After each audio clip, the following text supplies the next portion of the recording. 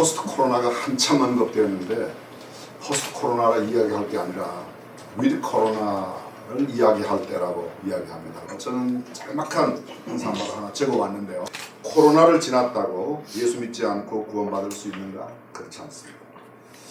코로나19 방역 완벽하게 했다고 지옥을 면제받을 수 있는가? 그럴 수 없습니다. 역시 코로나 시대에도 코로나 이후 시대에도 가장 중요한 것은 복음이라고 믿습니다. 네.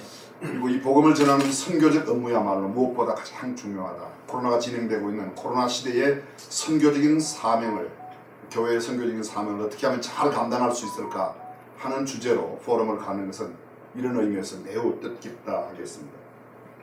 오직 예수 그리스도를 믿음으로만 구원받는 오직 복음, 오직 예수 그리스도의 초점을 맞추는 그런 포럼이 되고, 오늘 포럼의 결과가 한국 교회의 새로운 원동력이 되기를 간절히 바랍니다. 모든 시대 그 어떤 상황에도 유일한 구원의 길 예수 그리스도에게 관심을 갖는 그런 미래 목회 포럼, 또 우리 한국 교회가 되었으면 하는 마음 간절합니다. 다시 한번 뜻깊은 귀한 자리 하나님께 영광을 올려드리고 하나님의 큰 평강이 함께 하시기를 간절히 바랍니다. 한강가 황도희 목사님께서 코로나 시대의 선교적 교회라는 주제를 가지고 말씀해 주시겠습니다.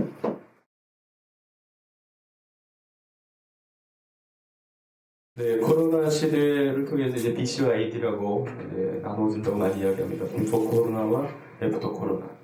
다 아시듯이 지상명령, 그레이트 커미션과 지상계명, 그레이트 커맨드먼트. 예수님의 권세를 가지고 가야 됩니다. 지상계명은 하나님을 사랑하는 것과 이웃 사랑인데 이게 서로 다 연결되어 있지 않습니까? 예수님의 말씀은 변함이 없는데 시대가 변하고 있습니다. 그래서 어떤 도전, 시대적인 그 과거형 모델보다는 이제 새로운 시대를 준비하는 모델이 중요하다고 우리가 볼 수 있습니다. 코로나 시대의 특징과 전망은 말씀하신 대로 언택트 사회, 예배도 온라인으로 오프라인 예배를 병행해서 하고 있는 시대가 굉장히 큰 변화입니다. 온라인 예배가 진행하는 것이 긍정적 변화다라고 말하는 사람이 65%가 됩니다. 이것이 부정적인 변화다라기보다는 긍정적인, 우리가 받아들여야 될 변화다라는 것이 많은 겁니다. 이게 사티아 나델라의 말인데, 이거는 5월 달에 했던 얘기인데 우리는 최근 2개월 동안 2년째 디지털 혁신. 근데 지금 얘기하면 또 다를 것 같습니다. 이제 기술적인 직업군도 다 달라지는데, 보시면 문화적인 부분을 보시면 예배도 있습니다. 예배. 그래서 우리가 복음을 전하고 제자 삼아야 할 대상들이 변하고 있다는 거예요. 주일 성수는 신앙에 있어서 가장 기본적이고 핵심이지 않습니까? 근데 참 재밌는 현상은 주일 예배는 반드시 교회에서 드려야 된다. 목회자들은 73%나 반드시 교회에서 드려야지 무슨 온라인 예배냐 이렇게 하지만, 성도들은 온라인 예배 또는 가정 예배로 대체할 수 있다.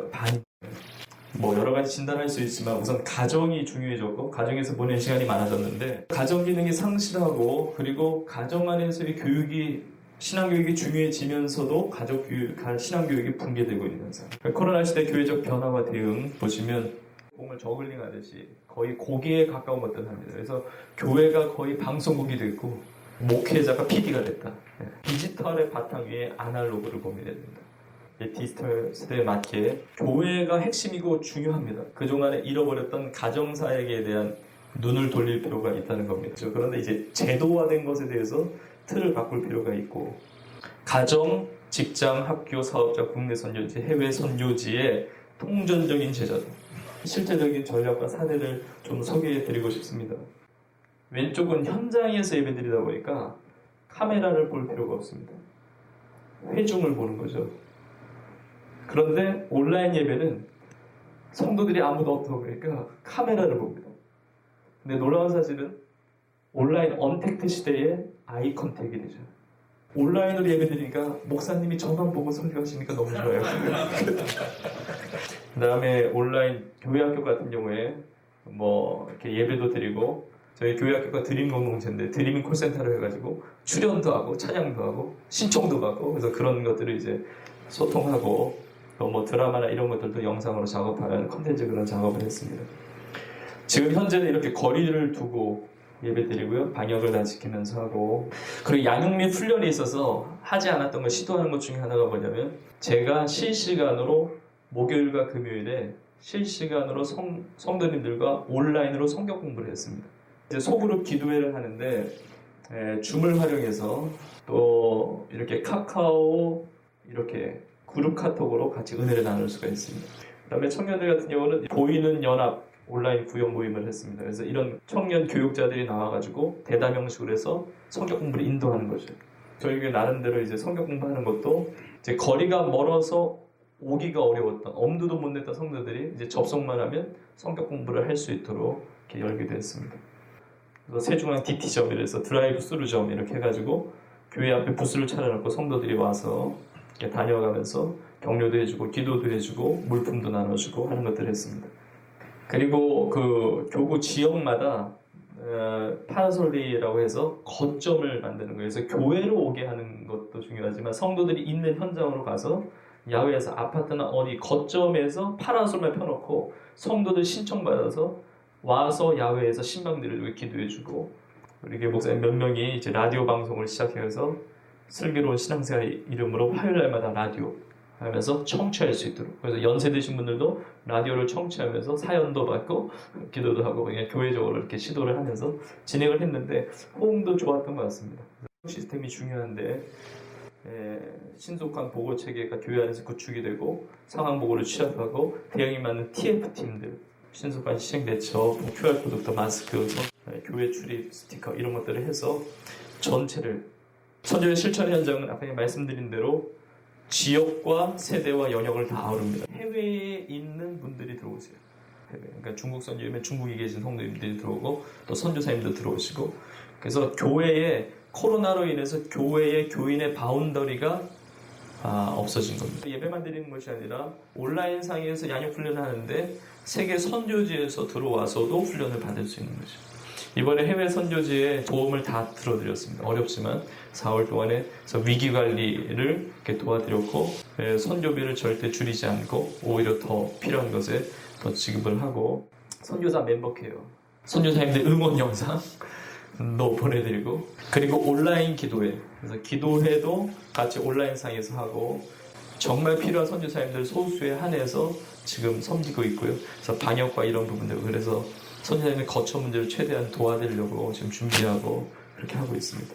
선교 실천의 이제 두 번째는 이제 세계 선교가 다 중요하지만 지금 한국 교회에 있는 이 코로나 상황에서 어떻게 교회가 있는 그 지역에서 코로나 시기에 선교할 수 있을까? 이웃사랑 초청잔치를 패러다임을 전환해서 초청잔치가 아니고 나눔잔치를 하자. 그 지역 상품권을 구매를 하고 패키지해서 그리고 교구마다 지역 상권을 다 돌아다니면서 선물을 드리고 힘내시라고 격려하고 그래서 지역 사회에 그런 도움을 드렸었고요. 두 번째는 지역 환경 사랑 나눔입니다. 그 방역을 철저히 하는 것이 교회 안만이 아니라 교회 바깥으로 눈을 돌릴 수 있다면 그건 귀한 사랑의 실천이 되겠다는 생각이 들었습니다. 또 하나는 지역거리 사랑 나눔입니다. 이거는 언택트로 이거는 그냥 나눠주는 게 아니라 원하시면 가져가세요. 그리고 그 다음에 취약계층들이 많아서 거기에 반찬 사랑 나눔도 하고 그걸 만들어서 취약계층에 다 뭐 여기에 노숙자분들 이런 부분들 최대한 방역과 이런 걸 신경 써서 나눠드리는 겁니다. 다섯 번째는 공공기관 사랑 나눔을 했습니다. 저희 교회 성도들이 있는 지역 근방에 있는 공공기관을 다 훑어서 필요한 대로 격려해드리고 경찰이나 이런 분들 이렇게 섬기면서 추천했습니다. 저희 교회도 미자립 교회를 선정해서 이렇게 그 임대료 지원이나 이런 것들 이제 많은 교회들을 이제 재정적인 것만이 아니라 근처에 있는 10개 교회 미자립 교회 목사님들을 모으시겠다는 거예요. 그래서 저희 미디어 팀이 가서 세미나 그리고 교구에서 지역에서 헌신받아서 그 미디어 장비도 지원해드리고 그래서 이 교회들 중에 실제로 며칠 전부터 온라인 예배를 시작한 교회들이 있고요. 재능 기부 사랑 나눔입니다. 근데 첫 번째부터 여섯 번째까지 성도들 중에도 내가 할 게 없다 하시는 분 여기에 다 걸리게끔 그래서 7가지 것을 요 근래에 저희가 실천했던 것 중에 잠시 소개를 해드렸고요. 저는 코로나가 끝나기만을 기다렸거든요. 이렇게 길게 될 줄 몰랐거든요.